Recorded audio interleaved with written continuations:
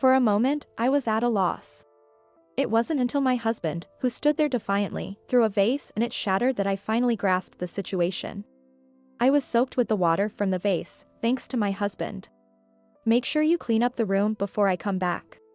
Yes, I'll make sure it's clean. It was my fault for dozing off. After giving me a thorough scolding, my husband left for his business trip with a look of satisfaction. He must have thought he could say anything to me, knowing I had nowhere else to turn. His behavior became more and more domineering. He had no idea that soon, he would have no home to return to. My name is Jessica Parker, and I'm 36 years old. I married my husband, Michael, 5 years ago. You could say ours was an office romance. Since we started at the company at the same time, we freely vented about work and supported each other, which led to us dating. From there, things naturally progressed to marriage. I didn't quit my job after getting married. Thankfully, my boss, Karen, even said, feel free to take maternity or parental leave, so we planned with that in mind. However, we struggled to conceive. Could it be that you are infertile? What? It's not necessarily just my problem, is it? No, usually these matters are mostly on the woman's side. That was a point of contention between us. But after years of fertility treatments, I finally became pregnant. Michael was not enthusiastic about the treatments, so I used my savings from before our marriage to pay for them.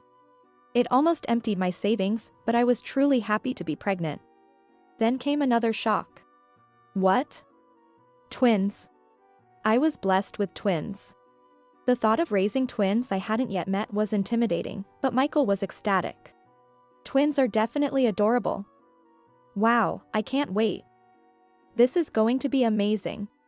Haha. His laid-back attitude irritated me at times, but I was also pleased, thinking he was trying to cheer me up in his own way. Despite some difficulties during the pregnancy, both babies were born healthy. We had a boy and a girl. We named them Alex and Emily. Raising twins was indeed a monumental task. Since my recovery after childbirth was slow, both our mothers came to help, but when they had to leave after a month, I broke down crying from the stress. I can't manage both of them on my own. Please don't go. I was emotionally fragile, but it was a sincere plea. But our mothers had their own lives. It was a lot to even have them stay for a month. I'll do my best too. Let's raise them together. After being persuaded by Michael, I somehow managed to calm down. Hearing, Jessica, you're not alone, as he patted my head brought me some comfort. But I soon faced the reality. Michael was all talk. Raising them together was just a fantasy. He wouldn't lift a finger unless prompted. The idea of anticipating needs and acting proactively seemed beyond him. Sometimes, even when I asked for help, he would refuse. Change Alex's diaper. I'm breastfeeding Emily right now. All right. Oh no. Impossible, he's done poo. Jessica, you handle it. My husband flatly refused to change diapers if it was a poo. But, I'm breastfeeding right now. Just change it after you're done. Modern diapers are so good, they can wait that long. The smell is making me sick. I feel like throwing up. I need a break. What? Hey. Michael. This was how it went. To Michael, parenting was something he did when he felt like it, and only what he felt like doing. In the end, it was always up to me to act. When the twins turned 1, I decided to go back to work. Perhaps because we lived in a less populated area, thankfully, both kids got spots in daycare. Returning to work after a long time, everyone, including my colleagues, was kind. Despite being back at work, I felt like a newcomer all over again. Many people sympathized, saying, it must be hard balancing work and childcare. But honestly, life was easier after the kids started daycare. I could eat lunch without worrying about the twins, and even chat with colleagues. Single-handedly taking care of the kids was harder for me. However, there were troubling times too. It was when the kids fell ill. I had to leave early or take sudden days off, apologizing to everyone around me each time. Of course, I asked Michael for help, but he acted as if it was none of his concern. I was working while you were off. It's hard, you know. He was making excuses that didn't make any sense. When I looked upset, he'd say, "If you're going to make that face, you shouldn't have gone back to work." I was told so. Then, about 3 months after I returned to work, in the presence of my mother-in-law, Michael said to me, "Kids should be taken care of by their mothers at home until at least they're 3. Putting them in daycare so young is why they get sick so easily. Don't you feel bad for causing trouble at work?" What is he talking about? I do feel bad about work. Unlike you, who can freely work overtime, I'm struggling, yet I'm working my hardest. Don't act like you know everything. I wanted to shout that, but I held back because my mother-in-law was there. The mother-in-law who was present seemed somewhat uncomfortable, but she appeared to mostly agree with Michael. Maybe it's better if you don't overwork yourself. If you're in trouble, just let us know. We can help financially, right? Faced with that, I couldn't say I wanted to keep working. So, I resigned and went back to the life of single-handedly taking care of the kids. But something was different from before. It was our income. Unlike during my previous maternity leave, now that I had quit, my income was 0. Michael's income was not substantial. Naturally, our family's financial situation became tighter. "Hey, about this month's payments, it's tough because of the car tax." What? So what? Despite knowing the situation, Michael responded with an irritable tone. Still, I tentatively said to him, "Could we maybe ask your parents for a little help?" My mother-in-law had said, "You can always rely on us." So, I thought maybe he could ask them. But he clearly didn't like the idea. Huh? What do you mean? Are you planning to mooch off my family? It's not mooching. I was thinking we could pay them back once I start working again. No way, that's not happening. We are not borrowing any money. Figure it out. Managing the household budget is your job. That's how he always ended the conversation. Even after that, I tried to negotiate with him whenever he seemed to be in a good mood, but it was futile. Even if he said to figure it out, my savings from before we were married were gone because I had used them for infertility treatments. My family was a single-parent household and didn't have money to lend. After much thought, I decided to sell my car. By selling it, I was able to get some money, albeit a small amount. When I told Michael, he seemed somewhat pleased. I always thought it was unnecessary. You're always at home anyway, you don't need a car. It's better this way. In this area, where bus services are sparse, a car was essential. From now on, any outings with the twins would have to be on foot. What about shopping? Tears welled up, but I managed to hold them back. By this time, I had started to consider divorce. Michael continued to only participate in childcare when he felt like it. He did love the children. But still, only when he felt like it. Such incidents accumulated, and I could no longer see a future with him. I wanted to discuss the possibility of divorce with my mother first. But I couldn't, due to a certain reason. It was my grandmother's care. She had fallen ill a while back and required constant care. So, my mother moved in with her and was taking care of her while also working. I couldn't bring up my divorce issues and add stress to my mother. I couldn't say it, thinking that. Moreover, with my grandmother there, I couldn't go back to my family home even if I divorced. No job, no savings, no home to return to. With this situation, I couldn't bring myself to go through with the divorce. Knowing I had nowhere to flee, Michael's behavior grew increasingly arrogant. He would complain about the lack of dishes at dinner or click his tongue if the room was messy. He turned into an absolute tyrant. Unable to stand up to him, I just tried not to upset him. Before I knew it, the children were 2 years old. They were adorable, but with their growing self-awareness, they were not easy to handle. And there were 2 of them. Today, as soon as I took my eyes off them, the carpet was mercilessly covered in countless lines drawn with a permanent marker.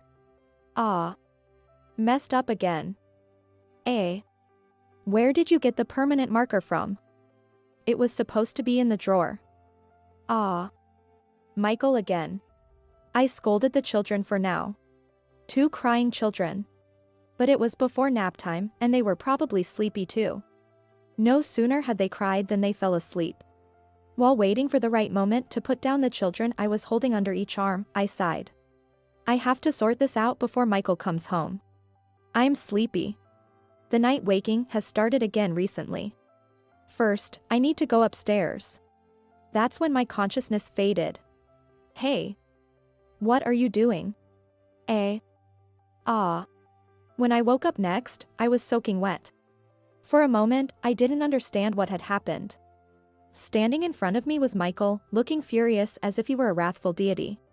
While I'm out there breaking my back working, you're here napping. Must be nice. With that, Michael carelessly threw something near me. There was a clinking sound. That's when my mind finally cleared. It was a vase that had broken. I had fallen asleep without realizing it, and Michael had thrown the water from the vase on me. Not only was I shocked by the water, but I was also terrified that he had thrown the vase. It could have hit me if things had gone slightly differently. Or maybe he didn't care if it did hit me. But what about Alex and Emily? I quickly looked around and heard the children's laughter and the sound of a TV cartoon coming from a gap in the sliding door to the next room. Thank goodness. Hey. Are you even listening? Yes. I answered, looking down. Man, I'm so jealous. I'm exhausted and you're just sleeping peacefully. It must be nice to be a housewife and have it so easy. There's no point in arguing with him when he's like this. I just said, I'm sorry, without looking up. Seriously. And? You've got everything ready for my business trip starting tomorrow, right? Yes.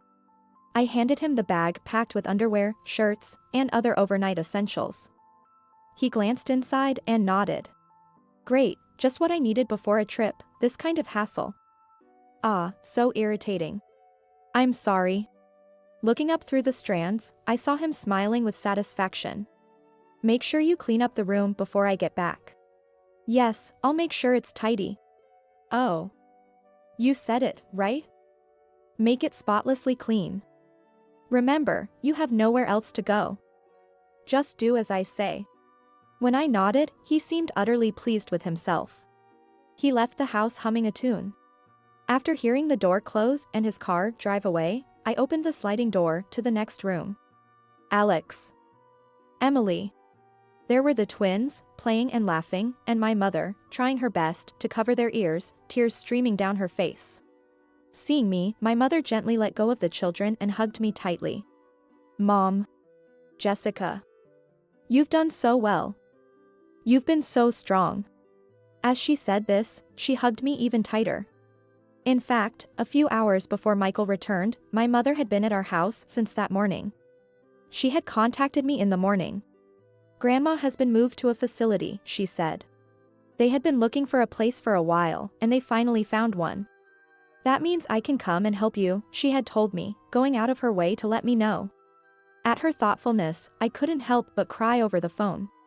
My mother came to visit because she was worried. I can't believe Michael would do such terrible things. I had told her some things beforehand, but she probably didn't expect it to be this bad.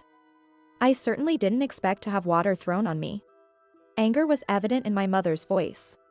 Before I fell asleep, my mother had been upstairs hanging laundry. And when she came down, we were still sleeping, she said. The children woke up first, so she played with them in the next room to not wake me up. She wanted to intervene right away, but fearing for the children, she instead turned up the TV volume and covered their ears as a small measure of protection. My mother must have been scared too. Thank you, Mom. My mother nodded. First, take a bath and relax. Then we can talk, she said, patting my shoulder. After the bath, I found my mother on the phone. Thank you very much, she said cheerfully as she ended the call. Mom? Who were you talking to? She smiled and shared the details with me. She even explained her plans for the future. After hearing everything, I thought it sounded exciting. But I wonder if it will really work out. Don't worry. I'm here with you. Let's do our best together, she said and hugged me tightly again. At that moment, I couldn't have imagined how far my mother was willing to go. The next day, I was at my former workplace seeking advice. Having my mother on my side was reassuring, but money was my biggest concern regarding the divorce. I was likely to get custody, but I doubted Michael would willingly pay child support. I don't have any special qualifications. Returning to my old job would be ideal. I didn't want to work at the same place as Michael, but if we were in different departments, I could avoid seeing him. Even if I couldn't return, getting any information about opportunities in the same industry would be helpful. I thought it was worth a shot to ask. That's what I had in mind. Karen, my former boss, greeted me with a smile, saying, "Long time no see." Karen was a woman I admired. I had even confided in her when I had problems with Michael. It's been a while. I'm sorry for the sudden visit. That's fine. What do you want to talk about? I hesitated about how much to share since Michael would continue working there. It probably wasn't a good idea to mention that he had thrown a vase of water at me. I didn't want to make things awkward for Karen. I simply told her that I was considering a divorce and looking for work to support myself. I'd be happy to return here, but if not, do you know of any good opportunities? I knew it was a lot to ask, but I was desperate. Karen must have been surprised. However, her response was unexpected. I thought so. Sorry? What do you mean? Jessica, I hate to bring up unpleasant topics, but can you stay calm and listen? Karen began to speak seriously. Her story was shocking but somehow made sense. Is that so? I'm sorry you had to hear this. No, thank you. This information might work to my advantage. Thank you so much. I was glad I had consulted with Karen. While it might seem odd to be happy about such news, it was an unexpected benefit. And there was more. Karen spoke to the higher-ups about my return. And thanks to a need for more staff, my reemployment was quickly decided. I'm on your side, Jessica. Do your best. But don't overdo it. We'll be waiting, she said. Thank you so much. Well, it's not just me. I think everyone is on your side, Jessica. Karen laughed. One less worry for me. Now, all that's left is to settle things with Michael. A few days later, I received a call from Michael while I was at my parents' house with the kids. Hey. What's this all about? He was yelling as usual, but there was a hint of panic in his voice this time. What do you mean? I heard you're planning to return to work. I got the info. It must have been Karen's doing. She said she would spread the word to make it easier for me to return. But I didn't expect the news to reach Michael on his business trip. How did you know? Who told you? It was a simple question. But for some reason, he hesitated to answer. Even when I pressed him, he dodged the question. Anyway. There's also a rumor that we're getting a divorce. We need to squash that rumor right away, so I'm heading to the company now. There's no way I'm letting you return. Right now? What about your business trip? I'm on my way back. Let's meet at the office. Handle the kids somehow. Don't bring them along. He sounded desperate. He might act big at home, but his image at the company seems important to him. Of course, I knew there were other reasons too. I messaged Karen, I'll be stopping by, and headed to the office. Michael had already arrived. He glared at me for a moment when he saw me, but quickly switched to a smile. Such a facade. Where are our kids? Mom's looking after them at home. I see. We entered the building where our workplace was located. As soon as we reached the floor of my old department and entered the room. Welcome back. Everyone exclaimed in unison. Looking around, I saw my former colleagues, superiors, and juniors approaching with smiles and clapping their hands. Michael and I were quickly surrounded. Karen was among the crowd. She took my hand and said again, "Welcome back." Michael, standing next to me, had a forced smile, clearly flustered. Eh? Why is everyone gathered here? He asked with a forced laugh. Karen responded. We saw Jessica and just had to come. You know, she's returning next month? We're all looking forward to it.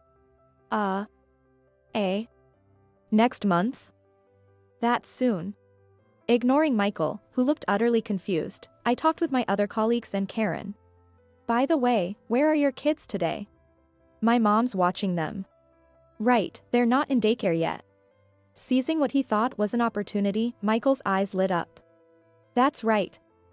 Even though I've been offered to return, we haven't secured a daycare spot yet. There's no one to look after our kids. I was actually planning to decline the return offer today. Eh? What are you talking about, Michael? Karen looked at Michael with a puzzled expression. He was taken aback. What do you mean what?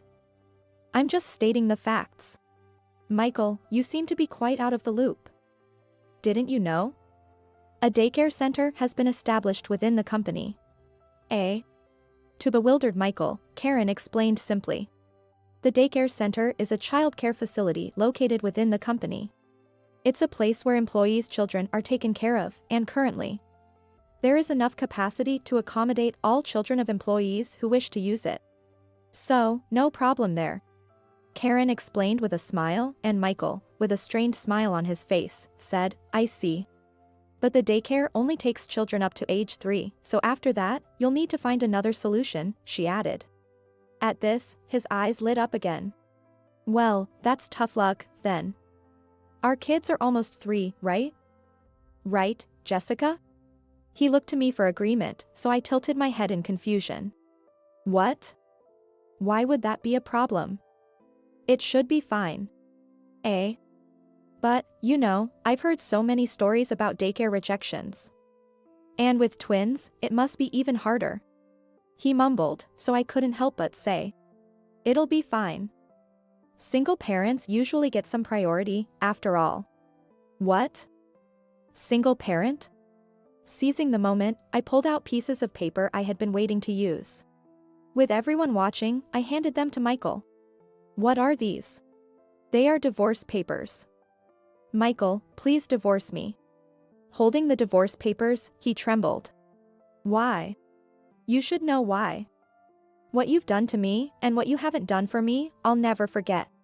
He flinched for a moment, then shook his head in denial. That's just a minor misunderstanding. You can't divorce over something like that. Oh, should I mention a more significant reason for divorce, then? Like your affair, perhaps? He visibly flinched.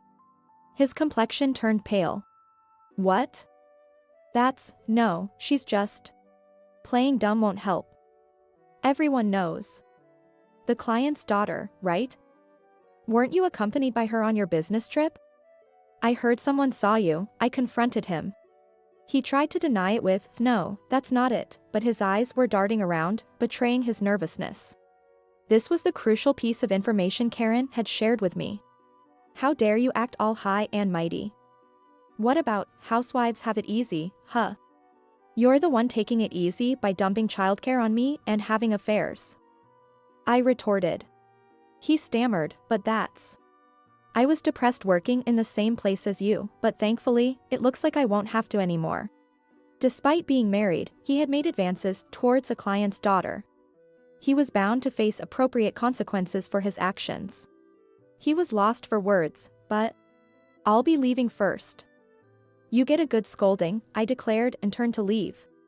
Wait. Jessica. Wait. He tried to stop me, but everyone around us held him back. Later, he would face a thorough reprimand, but the drama didn't end there. As I was about to take a bath that evening, my phone rang. It was Michael. Hello? Hey. Jessica, what's this about? He sounded on the verge of tears. Perhaps already crying. What's wrong? When I got home, the house was gone. Completely empty.